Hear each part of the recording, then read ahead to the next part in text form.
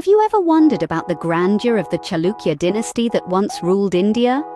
The Chalukya dynasty, with its two prominent branches, the Western and Eastern Chalukyas, has etched a significant mark in the annals of Indian history.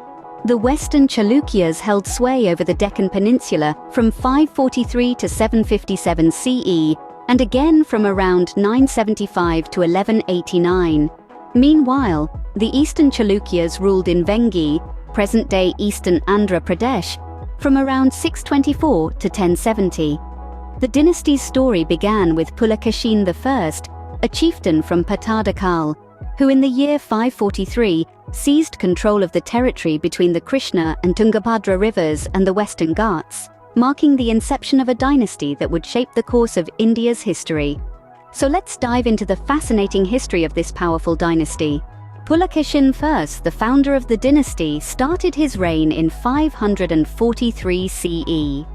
From a petty chieftain of Pattadakal in the Bijapur district, Pulakeshin I ascended to power, transforming his small territory into an empire. His first act of expansion was to seize and fortify the hill fort of Vatapi, now known as Badami. This strategic move granted him control over the land between the Krishna and Tungabhadra rivers and the Western Ghats, a significant portion of the Deccan Plateau. But Pulakeshin I didn't stop there. His ambitions propelled him further north, where he tasted more military successes. By the time of his death, he had laid a solid foundation for his successors to build upon. His son, Kirtivarman I, who reigned from 566 to 597, picked up right where his father left off. Kirtivarman I's reign was marked by an expansion towards the coast. He successfully secured the valuable Konkan coast, a region known for its economic potential. This acquisition was a significant addition to the Chalukya Empire, extending their influence to the western coastline of India. The Chalukyas didn't just expand their territories, they fortified them. The family then turned its attention to the fertile coastal regions to the northwest and east of the peninsula. These areas were rich in resources and offered a great strategic advantage for the empire. Under Kirtivarman I's rule, the Chalukyas not only expanded their territories, but also cemented their hold on the regions they had conquered. He ensured the stability and prosperity of the empire, setting the stage for further expansion in the future. With their territories firmly under their control and a robust military to back them, the Chalukyas were now poised to venture further, to conquer new territories, and to etch their name deeper into the annals of history. The Chalukyas were now poised to expand their empire further. Scene script: Pulakeshin II, who reigned from around 610 to 642 CE, was a monumental figure in the dynasty. Pulakeshin II, the son of Kirtivarman I, was an ambitious and valiant ruler who expanded the Chalukya Empire beyond the Deccan. One of his most notable conquests was the acquisition of parts of Gujarat and Malwa. This victory was significant as it brought him into direct conflict with the powerful northern Indian ruler Harsa of Kanauj. Their rivalry was intense, and the boundary between their territories was eventually fixed on the Narmada River. But Pulakeshin II's ambitions were not confined to the north. He turned his gaze eastward, towards the kingdom of Vengi. This fertile region was under the rule of the Vishnu Kundines.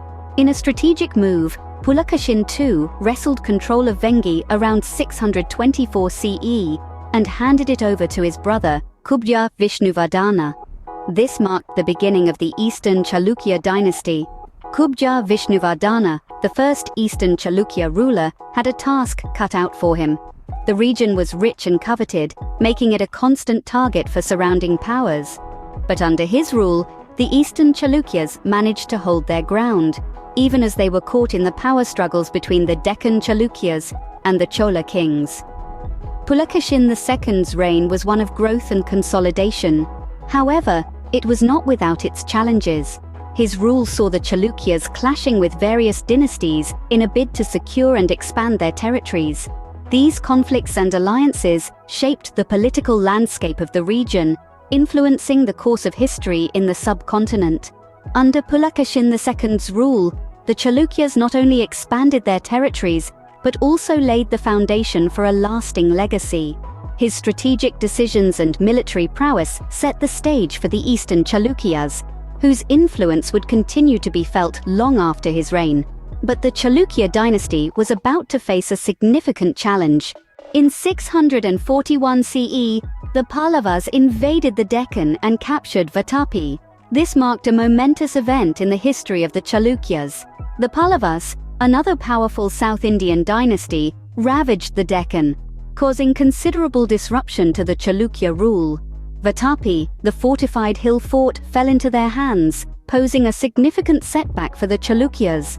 But the Chalukyas were not a dynasty to accept defeat easily. By 655, they had not only recovered their lost territories, but also extended their reach into Gujarat. Their resilience and military prowess were once again on display as they regained control and expanded their empire. This resurgence saw the rise of Vikramaditya I, who took Kanchipuram, a significant city of the Pallava dynasty, around 670. The Chalukyas' resilience and their ability to bounce back from adversity were indeed remarkable.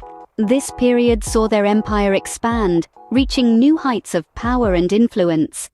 The Chalukyas, however, were not destined to rule forever. The Chalukya reign came to an end in 757 CE, replaced by the Rashtrakuta dynasty.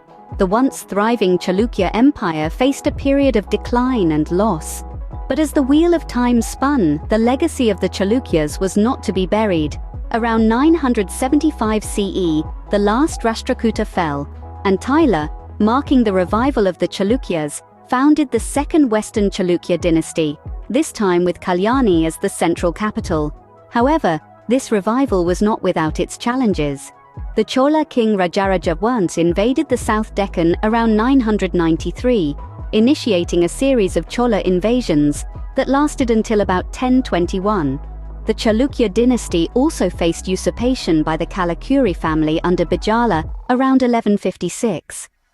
The Chalukya dynasty was restored once more in the person of Someshvara IV, but this was short-lived, as the empire was lost in 1189 to the Yadavas, Hoysalas, and the Kakatiyas. Despite their fall, the Chalukyas left a lasting impact on Indian history. The Chalukya dynasty, a significant power in ancient India, experienced rise and fall over centuries. From the reign of Pulakeshin I through the establishment of the Eastern Chalukyas, to the resurgence after the Pallava invasion, the Chalukyas demonstrated resilience and strategic prowess. Their subsequent fall and revival underpinned the dynamic nature of Indian history. Despite numerous vicissitudes, their influence remained, shaping the political and cultural landscape of the Deccan. The legacy of the Chalukyas continues to live on, marking an important chapter in the annals of Indian history.